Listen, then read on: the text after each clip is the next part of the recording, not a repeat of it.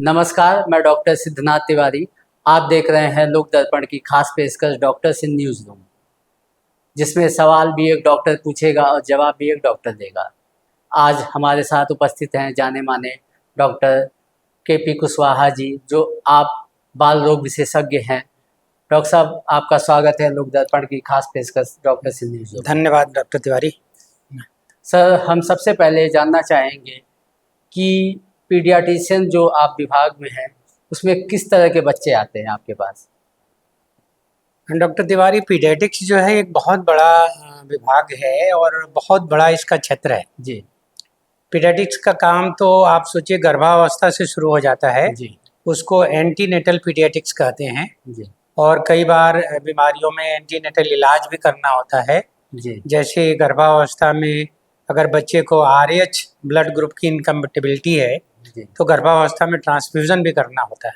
जी और बहुत सारी बीमारियों की जांच और उनका पता करना, जितने भी आनुवांशिक बीमारियां हैं वो गर्भावस्था से शुरू होती हैं। जी जी और जैसे बच्चा पैदा होता है न्यूबॉर्न, वो भी जो है पीडियाट्रिशियन देखते हैं। अब नया पीडियाट्रिक्स का एक उप ब्रांच शाखा हो गई है न्यूबॉर्न, जो है जिसको न्यूनेटोलॉजी कहते हैं, वो लोग भी देखते हैं। जी जी और उसके बाद से फिर जो है बच्चे आते हैं जो 10 साल तक के हैं, जो किशोर नहीं हैं। जी और फिर 10 से 20 साल के बच्चे जो किशोर हैं।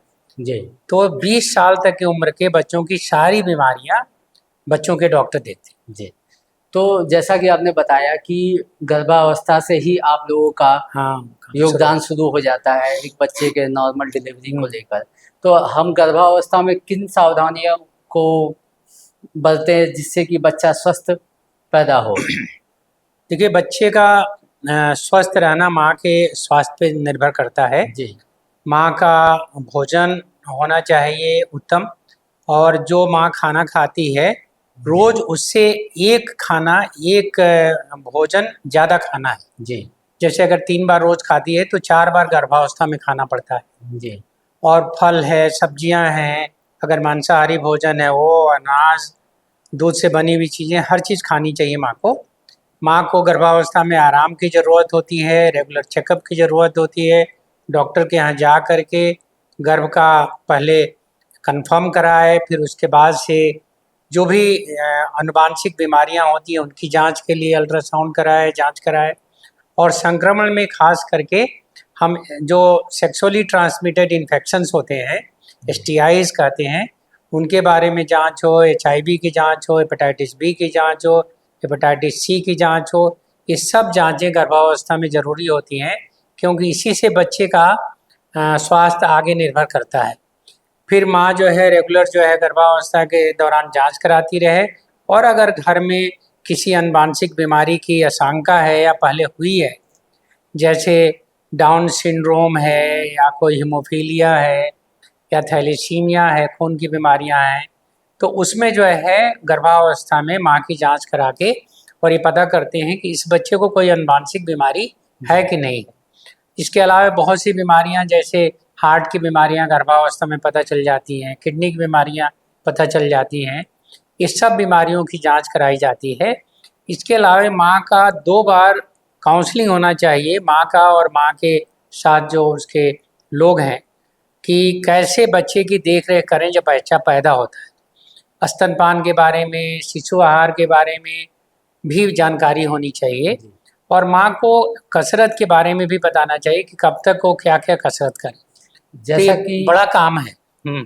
जैसा कि आपने बताया कि भोजन को लेकर विशेष सावधानियां बरतनी चाहिए, तो माँ के आहार में लिक्विड चीज़ें ज़्यादा होनी चाहिए या ठोस, ये इसमें आपकी क्या राय है? दोनों चीज़ें होनी चाहिए। लिक्विड जैसे माँ को अगर जो है रोज जो है पानी लेनी है 1800 ml से लेके 2 लीटर तक, तो उतना पानी पिए। ऊर्जा जो है माँ को 600 ऊर्जा ज़्यादा गर्भावस्था में चाहिए, जी तो 500-600 ऊर्जा ज़्यादा खाने के लिए एक थाली खाना एक्स्ट्रा खाना पड़ता है। खाने में अनाज के साथ, दालों के साथ फल और सब्जियां और मांसाहारी खाना, और कुछ न कुछ ऐसे भोजन जिसमें कैल्शियम ज़्यादा होता है, जैसे दूध है, दूध से बनी हुई चीज़ें हैं, वो लेनी होती है। माँ का टीकाकरण जो है ना वो बड़ी ज़रूरी है, तो माँ को टीकाकरण के बारे में जानकारी जो है देनी है और लगवाना है गर्भावस्था में। गर्भावस्था में टिटनस का टीका, डिप्थीरिया का टीका लग जाए, और आयरन और फोलिक एसिड की गोली हर माँ को देनी है। फोलिक एसिड की गोली तो आप सोचिए कि हर किशोरी को खानी चाहिए, आयरन की गोली खानी चाहिए, किशोरावस्था से ही शुरू करनी चाहिए। जी। माँ को टिटनेस का टीका कब लगवाना चाहिए? पहले जितनी मतलब जल्दी पता चल गया तो पहला टीका तो लगवा दें पहले ट्राइमेस्टर में, और उसके 1 महीने 1.5 महीने बाद दूसरा टीका लगवा दें। और अब तो कह रहे हैं कि खाली टिटनेस ना लगवाएं, जी डिप्थीरिया के साथ में लगवाएं। जी। आनुवांशिक बीमारियों से बचने के लिए कुछ खास टेस्ट हो, आपका क्या सुझाव हाँ है? देखिए, बहुत सारे टेस्ट हैं जो शुरुआत पहले गर्भ समाप्त पहले महीना गर्भावस्था के जाने के बाद से जी कुछ टेस्ट कराए जाते हैं। जैसे डॉक्टर लोग ट्रिपल टेस्ट करते हैं या क्वाड्रुपल टेस्ट करते हैं या डुअल मार्कर करते हैं। जी उसमें पेशाब में, माँ के पेशाब में कोरियानिक गोनाडोट्रोफिन्स हैं, एस्ट्रोजन है, और माँ के जो है अल्फा फीटोप्रोटीन है ब्लड में, ये जांच करानी होती है। और अगर अल्फा फीटोप्रोटीन, कोरियानिक गोनाडोट्रोफिन और एस्ट्रोजन अगर इसमें कोई गड़बड़ है तो फिर उसको जो है कोरियानिक विलस सैंपलिंग करानी होती है। जी कोरियानिक विलस सैंपलिंग की अच्छी उम्र तो 6 हफ्ते 8 हफ्ते गर्भावस्था के समय है, और अगर वो जो है बीत गया हो तब फिर जो है बाद में एमनियाटिक फ्लूइड से जांच करते हैं। और अल्ट्रासाउंड तो कभी भी कर सकते हैं, लेकिन एमनियाटिक फ्लूइड से जो जांच होती है वो अनुवांशिक बीमारियों के लिए अच्छा होता है। 16 से 20 हफ्ते का गर्भ हो गया तो फीटस जो है, जो पेट के अंदर है, जी उसके ब्लड को निकाल करके लंबी निडल से ब्लड को अल्ट्रासाउंड गाइडेड ब्लड निकाल के और उससे सारे टेस्ट कर सकते हैं। मेटाबॉलिक टेस्ट भी हो जाते हैं, अनुवांशिक टेस्ट भी हो जाते हैं, और बच्चे का बहुत श्योरिटी से पता चल जाता है कि क्या तकलीफ है। जी। तो बच्चों में जो कंजेनाइटल डिजीज से बचने के और क्या उपाय हम लोग कर सकते हैं? देखिए, एक तो बहुत जो कॉमन चीज़ें हैं कि फोलिक एसिड की गोली है, उसको अगर माँ ले रही है जब से उसका जो शादी का रस्म पूरा हो गया, शादी के बाद से शुरू कर देती है, तो एक डिफेक्ट जो है न्यूरल ट्यूब डिफेक्ट है, जी जिसकी वजह से पीठ में और दिमाग में विकृतियाँ हो जाती हैं स्पाइनल कार्ड से और मेनिंजेस से संबंधित, वो नहीं होती हैं, बहुत कम हो जाती हैं। ये काम हमारे यहाँ इतना हम लोगों के होने के बाद भी फोलिक एसिड की गोली माताएं नहीं लेती हैं, और न्यूरल ट्यूब डिफेक्ट बहुत पाया जाता है।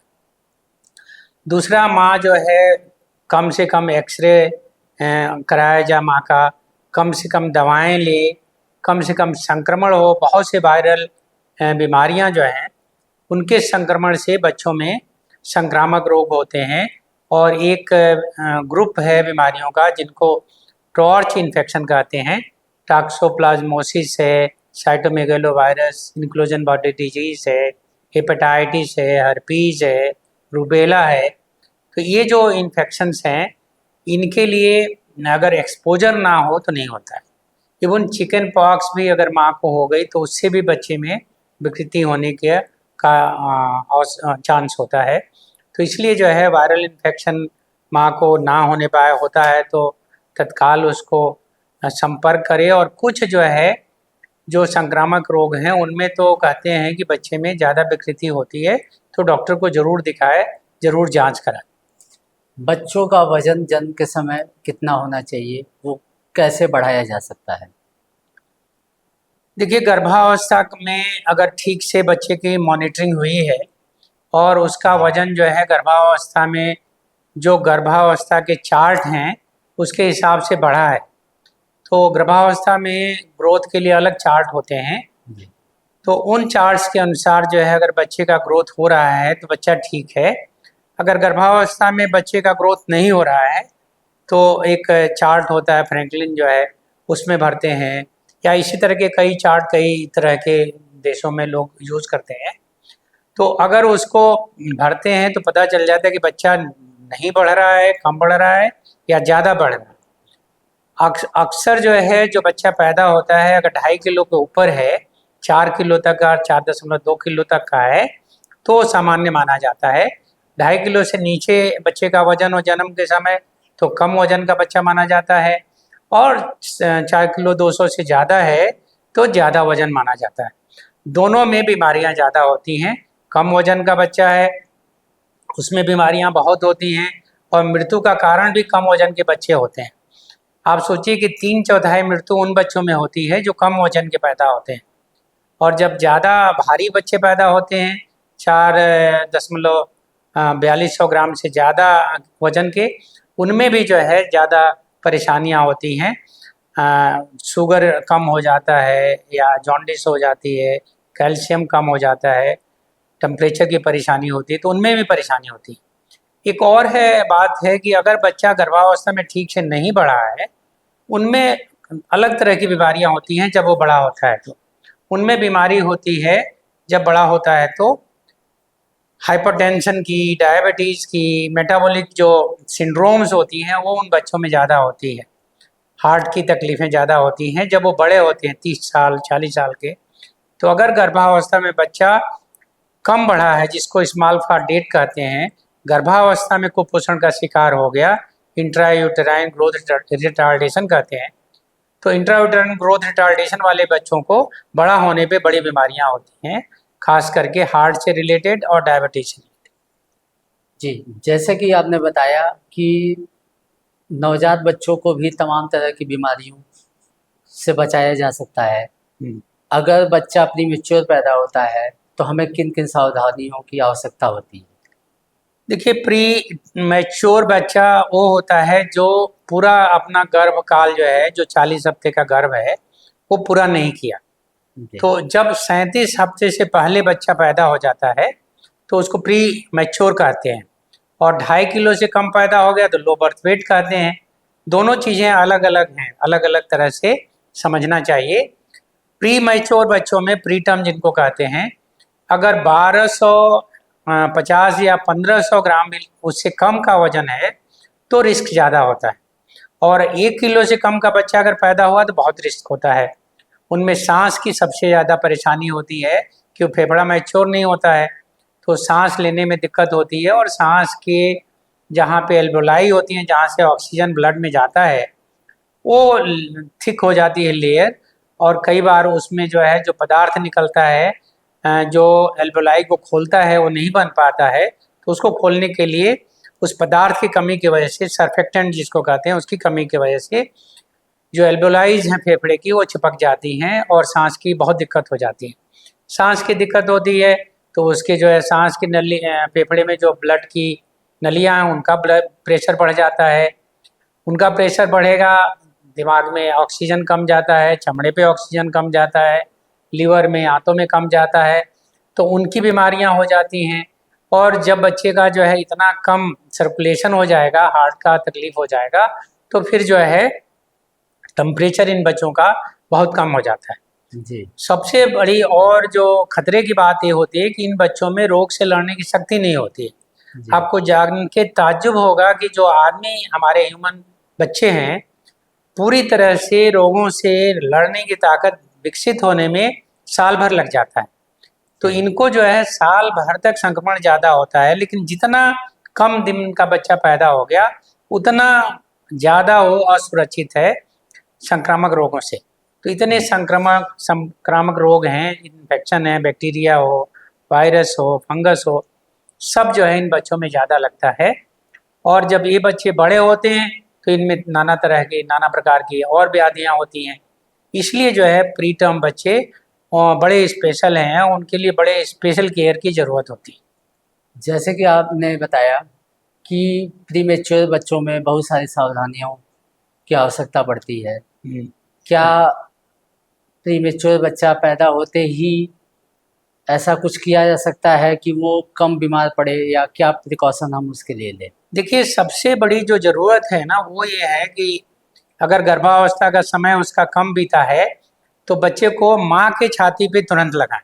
जी, अगर बच्चा सांस नहीं ले रहा है, उसका जो है ब्लड का दौरा अच्छा नहीं है, तो उस समय डॉक्टर लोग जो है अपना वेंटिलेटर पे रखते हैं, या उसको नस से भोजन देते हैं और टेम्परेचर मेंटेन करने के लिए उसको जो है वार्मर में रखते हैं। तो वेंटिलेटर, वार्मर, टेम्परेचर कंट्रोल करने के अलावे ज़रूरी है कि सबसे अच्छा साधन तो माँ का स्तन है। जी अगर माँ के नंगे छाती पे बच्चे को रखते हैं तो उसका टेम्परेचर भी कंट्रोल होता है, उसका हार्ट भी चलता है, सांस भी चलती है और बच्चे में बहुत कम दिक्कत आती है। सबसे अच्छा इंक्यूबेटर माँ का छाती है, उस पर रखें। माँ के छाती पे रखने से एक और बहुत बड़ा फायदा होता है, वो है कि बच्चे के जो प्रीटर्म बच्चा है उसका माइक्रो बायोम जो है, माइक्रो बायोम कहते हैं कि उसके शरीर में किस तरह के सूक्ष्म जीव रह रहे हैं। हम लोगों का शरीर जो है एक माइक्रोबायोम से चलता है और हमारे सबके शरीर में एक खास तरह के जीवाणु होते हैं जो हमको निरोग रखते हैं, जो बाहर के शत्रुओं से बचाते हैं। साथ में वो हमारे सारे शरीर के जो हमारी एंडोक्राइन्स हैं, इम्यून सिस्टम है, ब्रेन का डेवलपमेंट है, उनको रेगुलेट करते हैं। तो ये माइक्रोबायोम जो है अगर माँ के बैक्टीरिया से बच्चे में बनता है, मतलब बच्चे को तुरंत माँ के छाती पे रखें और माँ के छाती के पास जो बैक्टीरिया है उसके चमड़े पे, वो जी बच्चे के देह में जाते हैं, चमड़े से जाते हैं, दूध पीने से जाते हैं, तो वो जो लार से जाते हैं जो बच्चा चाटता है तो वो बच्चा जो है एकदम फर्क होता है, उसका विकास एकदम फर्क होता है। जी तो एक तो माँ का बहुत ज़रूरत है कि माँ को के छाती पे तुरंत रखा जाए और अगर बच्चा जो है थोड़ा भी दूध ले सकता है तो दूध उसके मुंह में, माँ का दूध मुंह में लगाया जाए। 1-2 ml दूध जो है उसको नली से दिया जाए। जितनी जल्दी दूध शुरू करते हैं माँ का, उतना कम चांस है कि बच्चे में विकृति होगी, संक्रमण होगा, टेम्परेचर कम होगा, हाइपोथर्मिया जिसको कहते हैं, ग्लूकोज कम होगा, हाइपोग्लाइसीमिया कहते हैं, और जान जाने का खतरा भी बहुत कम होता है। तो 1-1 ml दूध की महत्व है और बच्चा जो है अगर 1 ml 2 ml दूध भी लेता है माँ का, 3 घंटे 4 घंटे पे लेता है, दिन भर में 12 ml 14 ml भी दूध लेता है, तो इन बच्चों में आउटकम बहुत फर्क होता है। तो ये सारी सावधानियां जो है बच्चे में रखनी होती है। सबसे बड़ी ज़रूरत यह है कि जो भी बच्चे को देख रहा है वो साबुन से अपना हाथ धोए, कपड़े ठीक पहने, हाथों में जो है कम से कम धागा ना बांधे और मास्क अगर लगा सकता है तो मास्क लगाए। अगर किसी को संक्रमण है उसको बच्चे के पास ना आने दें, खांसी सर्दी भी हो रही है तो ना आने दें। ये सब चीज़ का ध्यान रखा जाए तो बच्चे में संक्रमण नहीं होगा। लेकिन हाथ धोना साबुन से 2 मिनट कम से कम, ये सबसे ज़रूरी है संक्रमण से बचाने के लिए। माँ के दूध के बाद से माँ का दूध सर्वोत्तम है। जी बच्चों को जैसे कपड़ा पहनाने के लिए किन किन सावधानियों का हम प्रयोग करें? कुछ लोग कहते हैं कि कपड़ा उनको बहुत ज़्यादा पहनाना चाहिए, कुछ कहते हैं कि उतना ही कपड़ा पहनाना चाहिए जितना हम लोग पहनते हैं। तो आपकी क्या राय है? देखिए, कपड़ा जो है ना इसलिए हम पहनाते हैं कि बच्चा ठंडा ना होने पाए। बच्चों में जो प्री टर्म बच्चे हैं उनमें ठंड का बहुत चांस होता है, क्योंकि उनका चमड़ा बड़ा होता है, वजन कम होता है और जो मांसपेशियां हैं वो ऐसी नहीं होती हैं जो गर्म कर सकें देह को। और एक फैट होता है नवजात शिशुओं में, ब्राउन फैट कहलाता है, जो जब गलता है तो ऊर्जा बनाता है। जी तो प्री टर्म बच्चों में ब्राउन फैट भी नहीं होता है।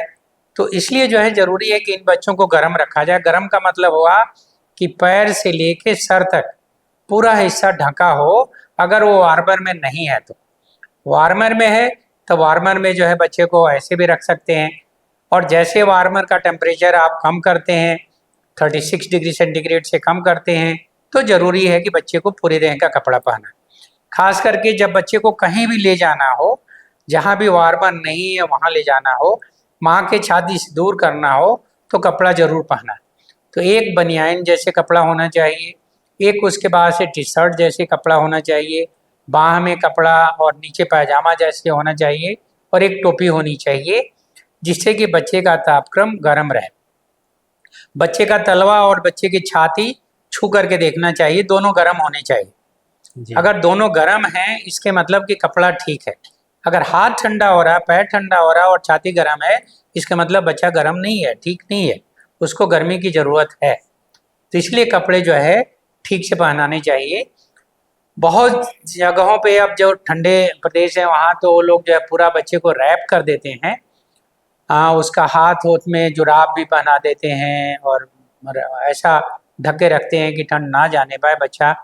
लेकिन ये हमेशा ध्यान रखना चाहिए कि जो बच्चे का वजन कम है, कई बार वो अपने आप को गर्म नहीं कर पाता है, जी तो कपड़े के साथ ये भी जरूरी है कि माँ अपने पास रखे, जितना नजदीक रखेगी बच्चा उतना गर्म रहेगा, क्योंकि माँ का शरीर का तापक्रम अगर 37 डिग्री सेंटीग्रेड है तो उसके आसपास की हवा भी 37 डिग्री सेंटीग्रेड होती है। तो बच्चे को अपने शरीर से सटा के रखें। कपड़े बहुत गर्म, बहुत ऊनी कपड़े गर्मियों के दिन में ना पहनाएं, ये कोई जरूरी नहीं है। अगर कम वजन है तो ऊनी कपड़े भी पहना सकते हैं, गर्मी में भी पहना सकते हैं, जी लेकिन जाड़े में जरूर पहना। और गर्मी में अगर बच्चे का वजन पूरा है तो उसको ऊनी कपड़े की जरूरत नहीं, लेकिन कपड़ा पूरे देह का जरूरी है। जी। एक सवाल हम आपसे करना चाहेंगे डॉक्टर साहब कि जैसे टीकाकरण को लेके तमाम तरह की भ्रांतियां हैं। कुछ लोग कहते हैं कि प्राइवेट में जो टीका लगवाया जाता है वो ज़्यादा कारगर है, जबकि जो सरकारी अस्पतालों में WHO के रिजीम के अनुसार है वो अच्छा नहीं होता है। आपकी क्या राय है? देखिए, अभी तो अपने सरकार ने जो इंद्रधनुष योजना शुरू करी है, ये इतनी बड़ी योजना है और इतने ज़्यादा बच्चों को हमारे देश में, आप सोचिए कि जो बच्चे 2 करोड़ के ऊपर बच्चे, 2 करोड़ 30 लाख, दो जी करोड़ 25 लाख बच्चे पैदा हो रहे हैं। अगर इसमें हमारे 80% बच्चों को भी सरकार टीकाकरण लगा रही है और इंद्रधनुष जो कार्यक्रम है उसमें जो है इतनी बीमारियों के टीके लग रहे हैं, तो उससे बढ़िया कोई नहीं। तो माँ को गर्भावस्था में टिटनस का टीका लग गया, डिप्थीरिया टिटनस का टीका लग गया, और जैसे बच्चा पैदा हुआ उसको 24 घंटे के अंदर, अगर बच्चे को कोई डॉक्टर मना नहीं करता है किसी खास वजह से, कुछ खास बीमारियों में ही मना करते हैं, तो उसको जो है हेपेटाइटिस बी का, पोलियो का और BCG का टीका लग जाए, और 1.5 महीने के बाद से जो पेंटा हमारी योजना में चल रही है, पेंटा वैक्सीन, वो लग जाए, 2.5 महीने पे लग जाए, और जो 3.5 महीने पे लग जाए, 3 बार लग जाए, और फिर एक हेपेटाइटिस बी का अलग से टीका जो है 6 महीने पे लग जाए, फिर 9 महीने के आसपास जो है मिजिल्स का टीका, 9 महीने से 15 महीने के बीच में मिजिल्स MR का टीका, फिर एनकेफेलाइटिस का टीका लग जाए, तो बहुत सारी बीमारियों से बचाव हो जाता है। और आप देखिए ना कि सरकारी टीकों की मदद से हमने स्मॉल पॉक्स को जीता, हमने पोलियो को जीता। पोलियो कभी भी प्राइवेट से जीत नहीं सकती थी। जी 1995 तक पोलियो के इतने रोगी आते थे, इतने लोग विकलांग होते थे, ये खत्म हो गई विकलांगता ना। जी उसी तरह से जो है आप सोचिए कि जो स्मॉल पॉक्स थी 1986 के पहले, कितने लोग 1980 के पहले होते थे, वो भी ऐसे टीका से, सरकारी टीका से ही खत्म हुई। मिजिल्स भी कम हो गई थी, मम्स भी कम हो गया था, इधर थोड़ा सा मिजिल्स के केस से जा रहे हैं। तो बीमारियों को सब तक, अगर सब बच्चों को, 2.5 करोड़ बच्चों को प्रिवेंट करना है तो प्राइवेट से नहीं हो सकता, सरकारी ही होगा। प्राइवेट में क्या खास बात है वो आपको जानना है कि जो टीके सरकारी लग रहे हैं, इसके अलावे चिकन पॉक्स का टीका है, हेपेटाइटिस ए का टीका है, बी का टीका तो सरकारी लगता है, और जो अलग से जो है टीके रुबेला के हैं, कई बार नहीं मिलते हैं, तो कुछ टीके, टाइफाइड का टीका है वो प्राइवेट में आदमी लगा, इन्फ्लुएंजा का टीका है वो प्राइवेट में लगा सकता है, ये हमारी सरकारी योजना में नहीं। लेकिन जो सरकारी योजना में टीके हैं वो बड़े महत्वपूर्ण हैं, बहुत कारगर हैं, और सारे टीके हमारे जो है वो बच्चों को बचाने में मदद कर रहे हैं। इसलिए सरकारी टीका उतना ही अच्छा है जितना कि हम प्राइवेट में लगाते हैं वो टीके। जी। बच्चे के जन्म के कुछ दिनों के बाद उनमें जॉन्डिस के लक्षण दिखाई देते हैं, तो इसकी क्या वजह है और कैसे बचा जाए इसे? जॉन्डिस, देखिए, सीरम में, ब्लड में बिलिरुबिन जो है वो बढ़ जाता है। तो नॉर्मली जब बच्चा पैदा होता है तो उसकी लीवर की जो हमारी फंक्शन है वो उतनी विकसित नहीं होती है, उसको विकसित होने में 10-12 दिन लगता है। तो सारे बच्चों को, ज़्यादातर बच्चों को 5 से 7 मिलीग्राम 100 ml में बिलिरुबिन बढ़ता है, और वो धीरे धीरे करके 10-12 दिन में ख़त्म हो जाता है। जब बिलिरुबिन ज़्यादा होता है तब वो जो है कष्ट देता है, कम फायदा करता है। अगर बिलिरुबिन कम है तो हमारे अंगों को नुकसान से बचाता है, आँखों को, लंग को, हार्ट को। जो ऑक्सीजन रेडिकल की वजह से इंजरी होती है, जो ऑक्सीडेटिव इंजरी कहते हैं, ऑक्सीजन टॉक्सी सिटी है, उसको कम करने में बिलिरुबिन मदद करता है। तो थोड़ा बिलिरुबिन तो जरूरी है। जी अब कितना बिलिरुबिन होना चाहिए? पहले दिन 6 मिलीग्राम बिलिरुबिन की हद है, सीमा है। जी अगर बच्चा 2.5 किलो के ऊपर है, 3 किलो का। लेकिन अगर बच्चा जो है कम वजन का है तो पहले दिन 4 मिलीग्राम भी ज़्यादा हो सकती है। जी दूसरे दिन या हर दिन जो है लगभग 4-5 बिलिरुबिन बढ़ता है। तो अगर दूसरे दिन जो है 11-12 है तो उसकी सीमा हो गई। तीसरे दिन से अगर 15-16 से ऊपर है तो बिलिरुबिन जो है ज़्यादा है। जी बच्चे का वजन 3 किलो है और बिलिरुबिन कभी भी 16 से 17 से ज़्यादा है तो उसको जो है कम करने की आवश्यकता है। उसके लिए फोटोथेरेपी कराते हैं, लाइट में रखते हैं। तो अब जो है हमारे पास जो है काफ़ी लाइट के सोर्सेज आ गए हैं, जो LED लाइट है, ब्लू जोन में आती है, उनसे जो है हम बिलिरुबिन को कम कर सकते हैं। पहले जब LED लाइट नहीं थी तो इतना हम लाइट नहीं देते थे, तो बिलिरुबिन कम नहीं होता था, 20 से ज़्यादा अक्सर हो जाता था, कई बार 25-30 हो जाता था। तो उसके लिए ब्लड बदलना होता था, उसको एक्सचेंज ट्रांसफ्यूजन कहते थे। लेकिन हम देख रहे हैं कि इधर जो है LED लाइट आने से एक्सचेंज ट्रांसफ्यूजन की जो दर है वो बहुत कम हो गई है, बहुत कम, ना के बराबर हो गई है। ज़्यादातर बच्चे जो है फोटोथेरेपी से ठीक हो जाते हैं। जी अक्सर बच्चों में हिचकियाँ बहुत आती हैं, इसकी क्या वजह है? हिचकी जो है ना, हमारा जो डायफ्राम है और सांस की मसल्स हैं वो इरिटेट होती हैं, उसकी वजह से होता है।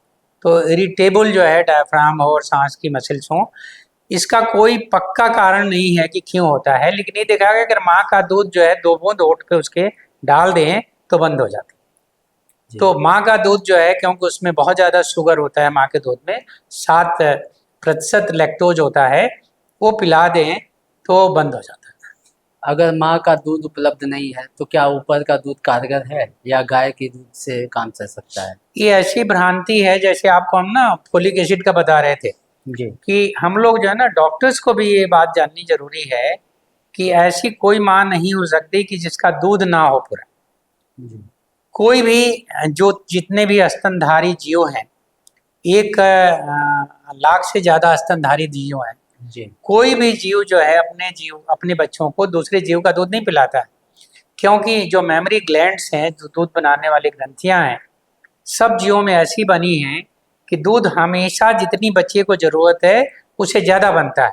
जी जैसे आप एक बकरी ले लीजिए, या एक गाय ले लीजिए, एक चूहा ले लीजिए, एक बिल्ली ले लीजिए, एक कुत्ता ले लीजिए, कोई भी जीव है अपने बच्चे को दूध बनाने के से ज़्यादा दूध बनाता है। तो दूध किसी का कम नहीं होता है। दूध जब गर्भावस्था में 4 महीने का गर्भ हो जाता है तो स्तन में दूध बनने की प्रक्रिया शुरू हो जाती है। और जब बच्चा जो है 20-25 हफ्ते का, 2.5 हफ्ते का होता है तो अच्छा खासा दूध बन जाता है, जो बच्चे को, प्रीटर्म बच्चे को भी पूरी तरह से दे सकते हैं। माँ का दूध प्रीटर्म बच्चे में देते हैं तो एक तो आपको बताया था कि जान का खतरा कम होता है।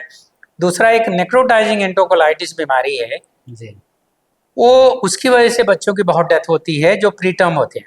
एक कभी फार्मूला कंपनी वाले बताते नहीं हैं कि नेक्रोटाइजिंग एंटोकोलाइटिस फार्मूला से लिंक्ड है। अभी आपने सुना होगा कि अमेरिका में 1 ही महीने के अंदर एबट कंपनी के खिलाफ वहाँ के कोर्ट ने जजमेंट दिया है कि आपने चूंकि NEC नेक्रोटाइजिंग एंटोकोलाइटिस के लिए लोगों को सचेत नहीं किया जो फार्मूला देते हैं, और बहुत से बच्चे ऐसे नुकसान हुए, तो आपको इसको जो है हर्जाना देना पड़ेगा और कई मिलियन डॉलर्स में उसको देना पड़ रहा है। जी हमारे यहाँ चूंकि ये सब अभी नहीं होता है, हम लोग इतने जागरूक नहीं हैं, तो हम लोग जो है ना उसको अन्यथा समझते हैं। ऊपर के दूध को हम जो है उसी तरह समझते हैं जैसे माँ का दूध है, जबकि माँ के दूध की किसी से तुलना नहीं कर सकते हैं। ऊपर का दूध जो है कभी भी उसके आसपास नहीं हो सकता। जी माँ के दूध के साथ जो परेशानी हो रही है वो ये हो रही है कि गर्भावस्था में हम माँ से दूध के बारे में बात नहीं करते हैं। पेरेंट्स को अगर गर्भावस्था से बताएं कि दूध कैसे बनता है, उसको पता होना चाहिए कि दूध बनाने के लिए रसायन जो है, हार्मोन जो है, मस्तिष्क में बनते हैं, पिट्यूटरी ग्लैंड में बनते हैं। जी तो अगर पिट्यूटरी ग्लैंड उसका है, वो बड़ी हुई है, उसका शरीर बड़ा है, उसके स्त्री के गुण आए हैं, तो पिट्यूटरी ग्लैंड ठीक है, तो हार्मोन भी बनाएगी। प्रोलैक्टिन हार्मोन दूध बनाता है, ऑक्सीटोसिन जो है वो दूध को निकालता है। तो ये हार्मोन का काम है, और ये हार्मोन बनते हैं बच्चे के देखने से, बच्चे के पीने से, माँ कितने विश्वास में है, पहले से कितनी तैयार है। तो गर्भावस्था में अगर 2 क्लास हुआ सारे पेरेंट्स का, एक्सपेक्टिंग पेरेंट्स का, कि कैसे दूध बनता है, क्या क्या उपाय करें कि दूध उसका बढ़ जाए, कैसे वो सफल स्तनपान करा सकती है, तो कभी झंझट ही नहीं हो स्तनपान की। जी जी होता क्या है कि जैसे बच्चा पैदा हो जी तो डॉक्टर लोग कहते हैं कि बच्चे को हम जो है ऑब्जर्वेशन में रखेंगे बिना आवश्यकता के। सबसे अच्छा तो ऑब्जर्वेशन माँ है, लेकिन बच्चे के डॉक्टर भी बच्चे के लिए कहते हैं कि ऑब्जर्वेशन की जरूरत है, माँ से अलग कर देते हैं। जब अलग कर दिए तो बच्चे में संक्रमण होगा, माँ का दूध नहीं होगा क्योंकि माँ ने दूध पिलाया नहीं। जो WHO या यूनिसेफ है, पूरी दुनिया के लोग हैं, एक पूरी दुनिया का एक सिस्टम है जो साइंटिफिक रिकमेंडेशन देता है कि माँ का भोजन और बच्चों का भोजन कैसा होना चाहिए।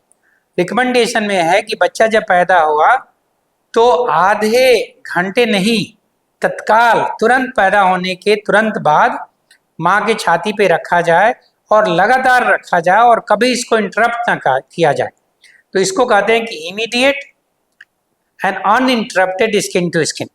तो अगर uninterrupted skin to skin, immediate skin to skin होती है तो ऐसी माँ कभी नहीं कहती है कि हमारा दूध पूरा नहीं।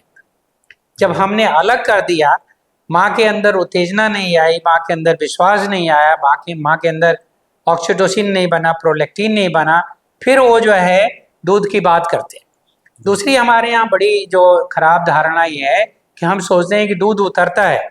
जी दूध उतरना जो है कहीं कोई प्रक्रिया नहीं है, दूध बनने की प्रक्रिया है जो आपको हमने बताया कि गर्भावस्था से शुरू हो गई। शुरू का दूध जो होता है वो बहुत गाढ़ा होता है और कम मात्रा में होता है, क्योंकि उसमें एंटीबॉडीज इतने प्रचुर होते हैं। ग्रोथ फैक्टर्स जो आंत को बनाने के लिए, चमड़े को बनाने के लिए, आंख को बनाने के लिए, दिमाग को बनाने के लिए जो फैक्टर चाहिए वो उस दूध में होते हैं, और उसमें विटामिन ए बहुत होता है, जी तो वो कोलोस्ट्रम कहलाता है। तो गर्भावस्था का दूध, अर्ली जो दूध होता है, शुरुआत का दूध, वो कोलोस्ट्रम होता है, उसकी मात्रा कम होनी चाहिए, क्योंकि जो बच्चा पूरे दिन का है उसके शरीर में गर्भावस्था में 10% ज़्यादा फ्लूइड जमा होता है, तो उस फ्लूइड को निकलने के लिए समय चाहिए। जी तो इसलिए शुरुआत का 3-4 दिन, 2 दिन एक ऐसा दिन होता है जिसमें बच्चा दुनिया में रहना, इंडिपेंडेंट रहना, एडजस्ट करता है। उस एडजस्ट करने के दौरान उसको ज़्यादा दूध की ज़रूरत नहीं होती है। सिर्फ माँ का जितना दूध हो रहा है, कोलोस्ट्रम हो रहा है, वो भी उसके लिए पर्याप्त है। जी और ज़्यादा है तो वो दूध जो है ना मिला तो बच्चे को तरह तरह की बीमारियां बाद में होती हैं। और ये जो कोलोस्ट्रम है ना, इसको कहते हैं कि पहला टीका है। उसको टीका लगे ना लगे, कम से कम जो है 60-65 बीमारियों से बचाव के लिए कोलोस्ट्रम में एंटीबॉडीज होती। तो आप सोचिए कि वो दूध जो है तुरंत दे दिया जाए, बच्चे को सेपरेट ना किया जाए, तो कभी परेशानी नहीं होती है। तीसरी चीज जरूरी है कि हर माँ को कम से कम जब बच्चा पैदा हो गया तो 1 दिन 2 दिन लगातार अपने चमड़े पे स्किन टू स्किन बच्चे को करे, और जितनी जल्दी बच्चा तैयार हो जाए, आधा घंटा 1 घंटा, तो स्तनपान शुरू करा दे। अगर 1 घंटे के अंदर स्तनपान शुरू कराते हैं तो नवजात शिशुओं में मृत्यु दर 20 गुना कम हो जाता है। जी 20 गुना कम हो जाता है। तो आप सोचिए कि 1 घंटे के अंदर स्तनपान अगर हम डिलीवरी कराते हैं और डिलीवरी के बाद से बच्चे को अलग कर देते हैं तो कहाँ से हो पाएगा। तो इसीलिए जरूरी है कि माँ बच्चे को 24 घंटे साथ रखे, अनवरत साथ रखे। जी ये भी जरूरी है कि हर माँ को दूध पिलाना सिखाना होता है। क्यों सिखाना होता है? देखिए, दूध पिलाना अपने आप नेचुरल आदमी के हमारे सभ्यता में नहीं आ पाता है, क्योंकि हम लोग कपड़ा पहनते हैं, हम लोग शुरू से ही जो है हजारों साल से सभ्य बने हुए हैं, तो हम लोग जो है उस तरह से दूध नहीं पिला पाते हैं जैसे बाकी मैमेलियंस हैं, बाकी स्तनधारी जीव हैं। बाकी स्तनधारी जीवों में बड़ा खास बात होती है कि जब से बच्चा पैदा हुआ तुरंत दौड़ करके माँ के छाती तक पहुंच जाता है। जी जी हमारे बच्चे को खड़ा होने में 1 साल लगता है, तो इसलिए हर माँ को दूध पिलाना सिखाना होता है। ये सिखाने का काम गर्भावस्था में हो और जैसे बच्चा पैदा हुआ तब हो।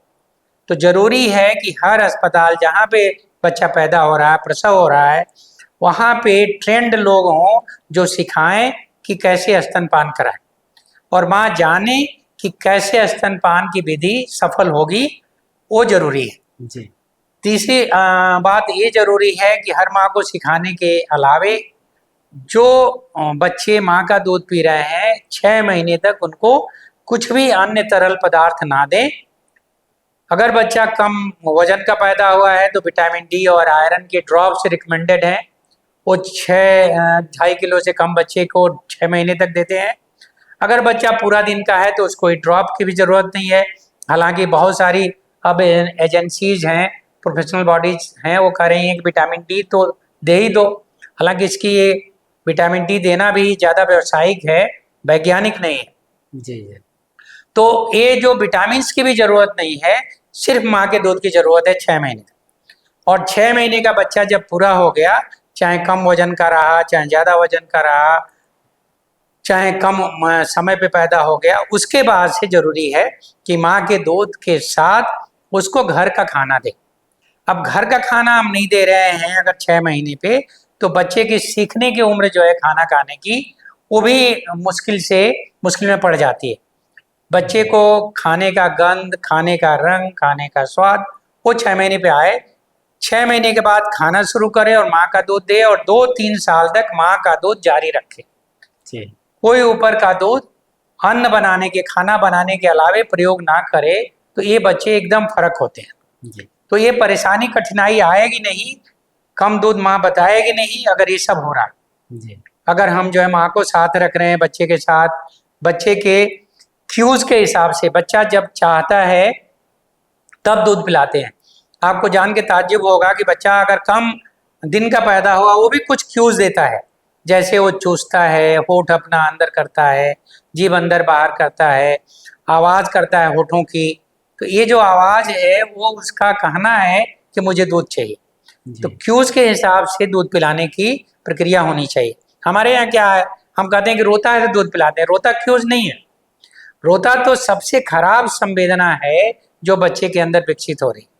वो स्ट्राइक जैसी बात हो गई कि अगर हम कहीं किसी कर्मचारी को ऐसे कोई चीज नहीं देते हैं और वो स्ट्राइक करता है तब देते हैं, तो लोग समझते हैं कि स्ट्राइक ही हमारा आंदोलन ही हमको करना है। जी तो आंदोलन है बच्चे का, आंदोलन के पहले उसको दूध पिलाना है।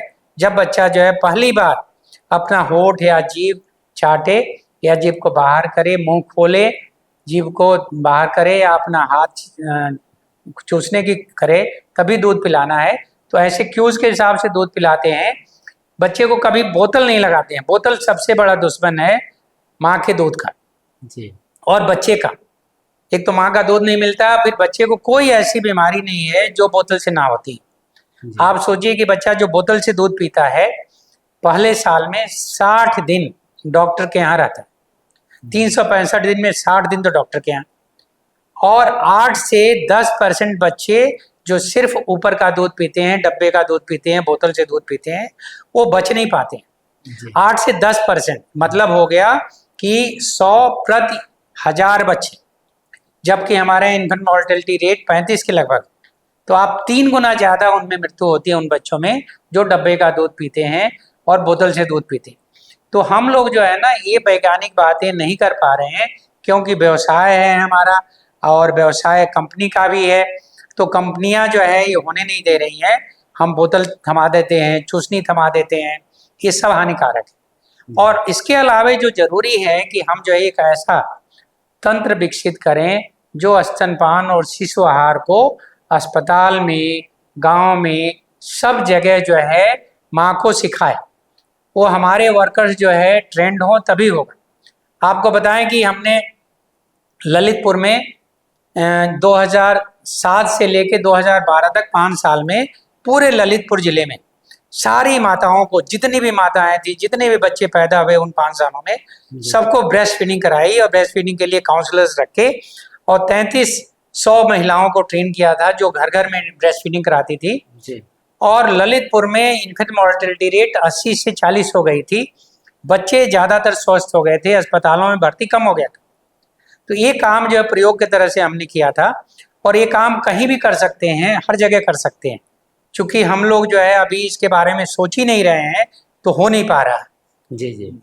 एक चीज़ और हम आपसे जानना चाहेंगे कि क्या सी सेक्शन और नॉर्मल डिलीवरी से भी फर्क पड़ता है कि माँ का दूध कम हो? देखिए, सी सेक्शन तो पेट में होता है, पेट का ऑपरेशन करके होता है। सिजेरियन सेक्शन में भी जरूरी है। अगर हमारे डॉक्टर जो है चाहें तो जैसे बच्चा पैदा हुआ, बच्चे का भी कार्ड काटने में तो टाइम लगता है, 60 सेकंड लगता है। तो इन 60 सेकंड में बच्चे को ऐसे ही बिना सुखाए, जैसे बच्चा बच्चेदानी से ऑपरेशन से निकला, उसको माँ के नंगे छाती पे रख दें, बच्चे का डॉक्टर वहीं पे उसको सुखा दे, उनका जो है अगर सिक्रीशन है तो साफ कर ले, और अगर वहीं छोड़ दे सुखा करके, जी तो बाद में 60 सेकंड बाद वो काट दे, सिजेरियन का अपना नीचे जो है स्टिच लगा दे। तो ऐसे माँ को जो सिजेरियन से पैदा होता है, कभी दूध पिलाने में कोई बाधा नहीं होती। जी सिजेरियन पीठ के बल लेटे लेटे माँ पिला, सिजेरियन वाली माँ पहले जो है 12 घंटे में पीठ के बल लेट के पिला सकती है, ऊपर से कोई दूसरा मदद कर देगा, और 12 घंटे बाद जो है करवट होके पिला सकती है, 24 घंटे बाद बैठ के पिला सकती है। तो कभी भी सिजेरियन में अगर हमारे डॉक्टर्स जो है चाहें और मन लगा के चाहें, तो कभी बाधा दूध की नहीं होती है, दूध पिलाने की नहीं होती। और हमने यहाँ कराया है, हमारे यहाँ पहले जो है जब हमारे डॉक्टर्स जो है यहाँ पे हमारे पत्नी करती थी सिजेरियन, अब तो नहीं करती हैं, तो कोई भी बच्चे को कभी समस्या नहीं हुई, क्योंकि सिजेरियन जब होता था ओटी में, ओटी टेबल पे ही लगाते थे उसको छाती से, जी वहीं छाती पे रख देते थे, एक आदमी लेके वहाँ छाती पे पकड़ी रहती थी, एक सिस्टर, और दूसरा नीचे अपना डॉक्टर ऑपरेशन करके स्टिच करता था। जी। एक चीज़ और भ्रांति अक्सर पेरेंट्स में पाई जाती है कि मोशन को लेके, कि कभी बच्चा 2-3 दिन में मोशन करता है, कभी बार बार करता है, उसमें क्या आपके राय है? देखिए, जैसे हमने बताया था एक बात की 10% पानी बच्चे में ज़्यादा होती है गर्भावस्था में, अगर उसने पूरा गर्भ काल जो है पूरा किया है तो जी वो पानी तो निकलेगा। तो पहले 24 घंटे में हो सकता है कि 1-2 बार पेशाब करे, उसके बाद से 3-4 बार करे, लेकिन जब माँ का दूध पीने लगता है तो 3 दिन बाद अक्सर जो है 6 से 8 बार पेशाब करने लगता है बच्चा, स्वस्थ बच्चा जिसको दूध मिल रहा है। जो बच्चा टट्टी का है, टट्टी जो है शुरू में अगर जैसे हमने तुरंत छाती से लगा दिया, तो 2 दिन तो 1 दिन 2 दिन तो काली टट्टी होगी, इसको मेकोनियम कहते हैं, जी वो थोड़ा कम होता है, 1-2 बार 4 बार होगा। तीसरे दिन से ट्रांजिशनल स्टूल आने लगता है, पीला और थोड़ा सा रंग वाला, गाढ़ा काला या हरा। लेकिन चौथे दिन से सोने जैसी टट्टी अगर बच्चे को हो रही है, इसके मतलब कि बच्चे को माँ का पूरा दूध मिल रहा है, बच्चा पूरी तरह स्वस्थ है। जी कितनी बार टट्टी हो, ये बच्चा जो है ना नहीं सीखा है। टट्टी जो है ना, बच्चे को तो कोई समझाया नहीं कि कितनी बार टट्टी होना है, उसके आंत के चलने की प्रक्रिया पर निर्भर करता है। किसी बच्चे की आंत ज़्यादा चलती है, किसी बच्चे की कम चलती है, किसी माँ की दवाई चलती है तो आंत तेज हो जाती है, किसी माँ की दवाई चलती है तो आंत स्लो हो जाती है, कभी माँ के अंदर हार्मोन की कमी है तो आंत स्लो हो जाती है। तो कोई बच्चे एक दिन में 5 बार, 6 बार, 7 बार टट्टी करते हैं, कोई बच्चे 7 दिन में 1 बार करते हैं। अगर माँ का दूध बच्चा पी रहा है, बार बार पेशाब कर रहा है, वजन बढ़ रहा है, तो टट्टी माँ के दूध से कोई समस्या नहीं है, चाहे वो 10 बार करे चाहे 20 बार। ऐसे बच्चे हमारे पास आते हैं जो खाली दवाई दवाई दवाई खाते हैं, जबकि खाली वो टट्टी इसलिए कर रहे हैं कि माँ कोई दवाई खा रही, जी या टट्टी जो है वो 10 बार कर रहे हैं, थोड़ा थोड़ा कर रहे हैं, डॉक्टर उसको दवाई देने लगते हैं। तो कई बार जो है हम जो है बिना समझे कि ये इन्फेक्शन नहीं है और बच्चे को दवाई देते। तो टट्टी के लिए, पेशाब के लिए जरूरी है कि बच्चे का स्वास्थ्य देखें।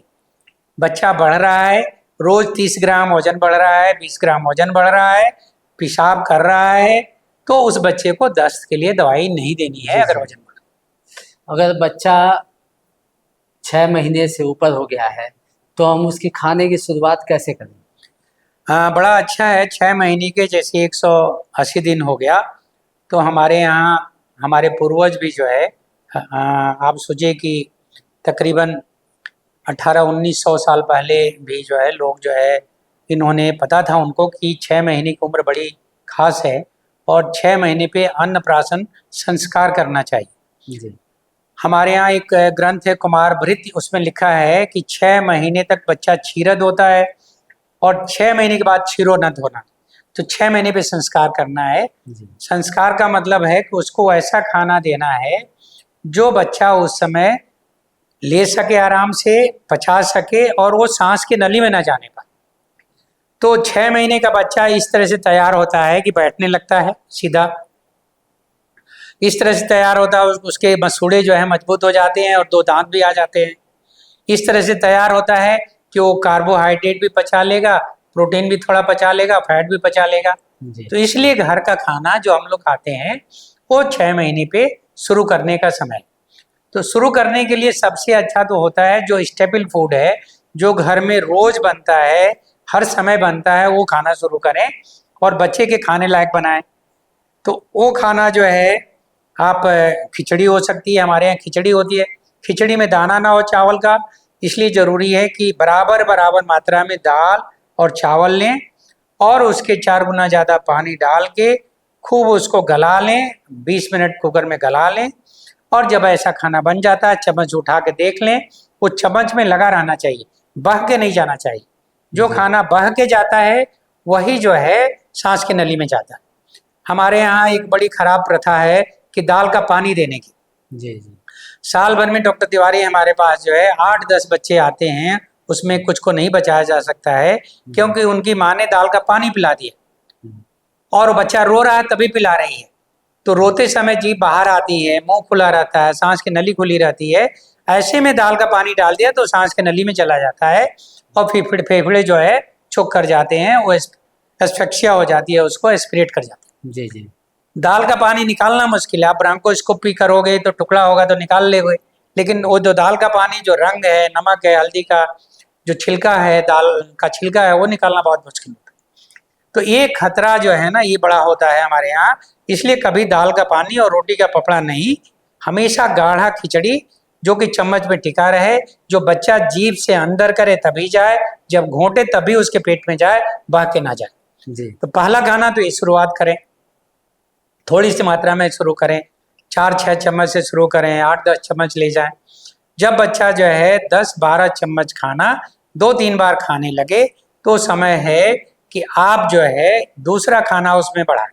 जी दूसरा खाना जो है ट्यूबर्स हो सकते हैं, जैसे आलू है या इस तरह की चीज़ें हम उसमें मिला सकते हैं, शकरकंदी है और हरी सब्जियां जो हैं धीरे धीरे करके 9 महीने तक खाने में हरी सब्जियां आ जाए, फल भी आ जाए। और जो लोग मांसाहारी खाना है, अंडा खास करके, वो जो है 8 महीने पे 7 महीने पे शुरू कर सकते हैं।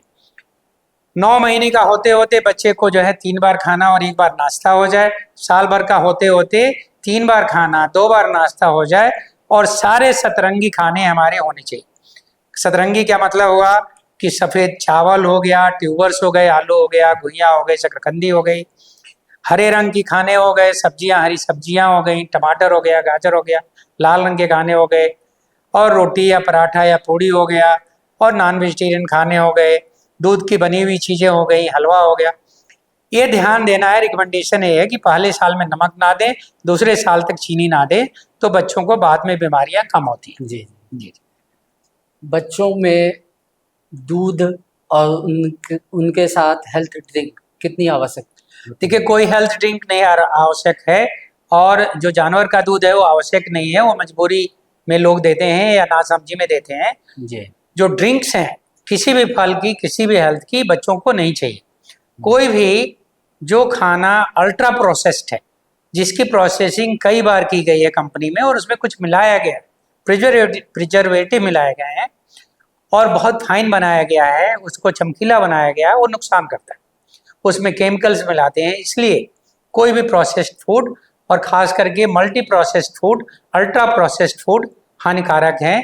और अब तो ये देखा गया कि जितने भी बड़े लोगों में डायबिटीज़, हाइपरटेंशन और हार्ट की तकलीफ़ें हो रही हैं, जो यादाश्त कम हो रहा है, वो सब अल्ट्रा प्रोसेस्ड फूड बचपन में खाए हैं इसलिए हो रहा है।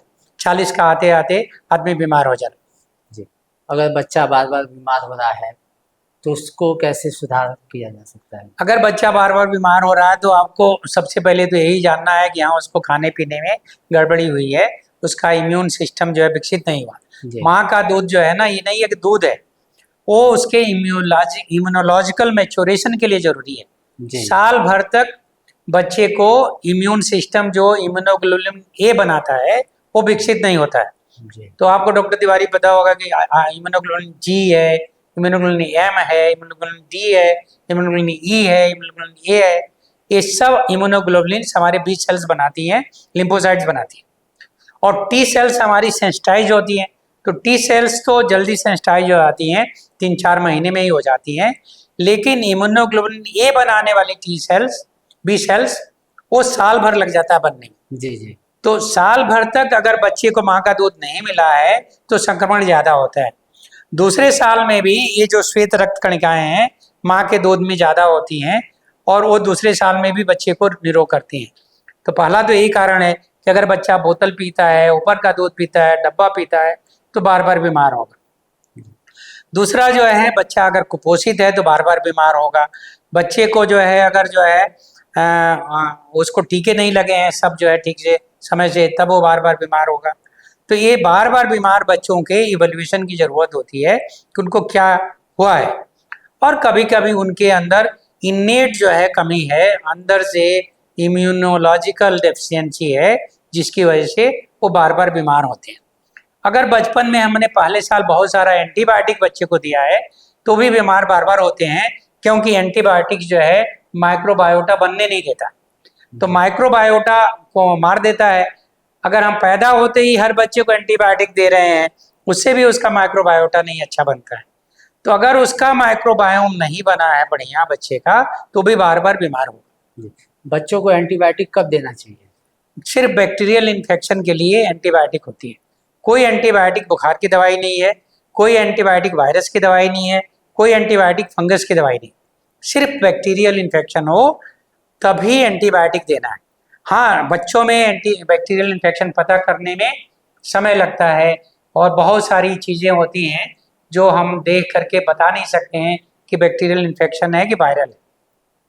लेकिन उसके लिए अगर डॉक्टर्स जो है जानते हैं कि ग्रीन, येलो और रेड सिग्नल क्या है, कैसे जाने कि बच्चे को बैक्टीरियल इन्फेक्शन है, उसके ग्रीन, येलो और रेड सिग्नल पहचानना जाने तो पहचान सकते हैं बहुत अधिक सफलता के साथ। इसीलिए जो है, जो हमारी योजना IMCI हुई, integrated management of childhood illness है, उसमें सांस की गति, हार्ट की गति, बच्चे का कलर, सांस का धंसना, बच्चे की टट्टी का रंग, ये सब देख करके बीमारियों का पता करते हैं। तो integrated management of childhood illness में कोई जांच नहीं है, जी जी सिर्फ देख करके आप पता करते हैं कि एंटीबायोटिक देनी है कि नहीं देनी। जी। टोडलर बच्चों की परवरिश के लिए क्या सावधानियां रखनी चाहिए हमें? देखिए, जो भी बच्चा जो है जो 1 साल से 3 साल का है, वो बड़ा तेज हो जाता है, जी भागने लगता है। तो एक तो घर को सुरक्षित बनाएं, चाइल्ड फ्रेंडली बनाएं। घर में तेज चीज़ें, शार्प चीज़ें ना रखें, नुकीली चीज़ें ना रखें, उनको सुरक्षित करें। घर को जो है ना जहर से मुक्त करें, मिट्टी का तेल ना हो, और जो चूहे मारने की दवाएं हैं वो सब अलग रखें। किल है, पिन है, ये बच्चे के एक्सेस में ना आए। तो चाइल्ड फ्रेंडली होम सबसे ज़रूरी है कि टोडलर बच्चे के लिए बनाएं। बिजली के सॉकेट्स कैसे बनाएं कि उंगली ना जाने पाए बच्चे की, बिजली के सामान वो ना छूने पाए, कोई बिजली का वो सामान ना यूज़ करें जिसमें करंट लगने की संभावना हो, जिसमें दिमाग लगाने की ज़रूरत हो। हर चीज़ सुरक्षित होनी चाहिए, ऐसा घर होना चाहिए। बच्चे दौड़ते हैं, भागते हैं, तो टोडलर को जो है ज़रूरी है कि खाने पीने का मतलब उसके इच्छा के हिसाब से खाना दिया जाए। माँ का दूध अनिवार्य है टोडलर में भी, और उसको जो है उसकी इच्छा से खाना खिलाया जाए। इसको रेस्पॉन्सिव फीडिंग कहते हैं, बच्चे के रेस्पॉन्स पे उसको फीड कराना। हमारे यहाँ ज़बरदस्ती खाना खिलाते हैं, उसको फोर्स फीडिंग कहते हैं। जब फोर्स फीडिंग करते हैं तो बच्चे को खाने से एवर्जन हो जाता है, घृणा हो जाती है, और फिर बच्चा फाइट करता है। तो हम उसको ब्राइब करके खाना खिलाते हैं कि कहते हैं कि ये खा लो, नहीं तो तुमको जो है हम ये कराएंगे, खा लो तो हम तुमको घुमाएंगे, खा लो तो तुमको हम ये दिखाएंगे। या हम डराते हैं खा लो नहीं तो ये आ जाएगा वो आ जाएगा। तो ये सब चीज़ें हम करते हैं, इससे बच्चा खराब हो जाता है हमारा। बचपन से ही वो ब्राइब सीख लेता है, थ्रेट सीख लेता है और वो रोना गाना सीख लेता है। तो इसलिए बच्चे को अगर उसकी इच्छा से खुश रह के खिलाते हैं तो सबसे अच्छा है। आजकल लोग मोबाइल दे देते हैं बच्चे को, 6 महीने का बच्चा वो मोबाइल दे दिया। अब सोचिए कि मोबाइल से इतने बच्चों में ऐसी बीमारियां हो रही हैं जिसका कोई इलाज नहीं है, जैसे ऑटिज्म है, या बच्चे में दिमाग की जो विकास है वो कम हो जा रहा है, बोलने की शक्ति कम हो जा रही है, इंटरपर्सनल रिलेशनशिप नहीं विकसित हो पा रहा है, सामाजिकरण नहीं हो पा रहा है, बच्चे समाज को अडॉप्ट नहीं कर पा रहे हैं, नाना नानी दादा दादी चाचा चाची भाई बहन ये रिश्ते गायब हो रहे हैं। इस सब मोबाइल की वजह से हो रहे हैं। मोबाइल वाला बच्चा जो है आंख मिला के नहीं देखता है।